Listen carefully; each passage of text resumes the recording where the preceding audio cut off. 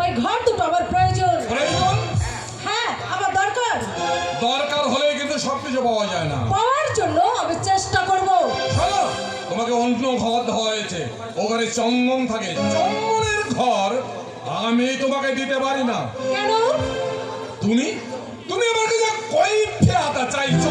আমার কাছে তুমি কয়ফে আতা চাইছো? কৈফিয়ত আমি চাইনি বাবা, আমি শুধু জানতে চাইছি একই পিতার ঔরাসজাত দুটি সন্তান, একজন খায় পোলাও পরমান্ন, আরেকজনের কেন পোড়া রুটিও জুটবে না?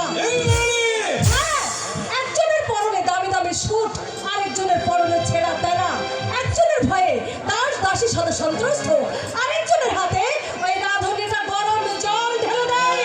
কেন কেন এই বৈষম্য? কোথায় উত্তেজিত হচ্ছ মা? উত্তেজনার কারণ ঘটেছে বলেই আমি কথাগুলো বলছি। ভালো সব কিছুতে ওই ছোট ছেলের অগ্রাধিকার। বলি কেন? বড় ছেলে বুঝে এই বংশের কেউ নয়। এই ছোট লোকের বেটিকে বলে দাও খুশি হয়ে নিজের ঘরে থাকবে, আর যেখানে খুশি সেখানে চলে যাবে। চলে যাওয়ার জন্য আমি এখানে আসিনি। শুনছো শুনছো হারামজাদি বেটির মুখের ভাষা? দূর হয়ে যা, দূর হয়ে যা আমার সামনে থেকে। আমি তোর মুখ দর্শন করতে চাই না। উচ্চ বংশের মেয়েরা নাকি শান্ত সংযত কণ্ঠে কথা বলে।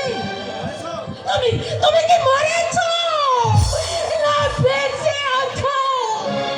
ওই ছোট লোকের বেটি আমাকে জানো তাই বলছে, আর তুমি তুমি টোটাল জগন্নাথ হয়ে দাঁড়িয়ে আছো।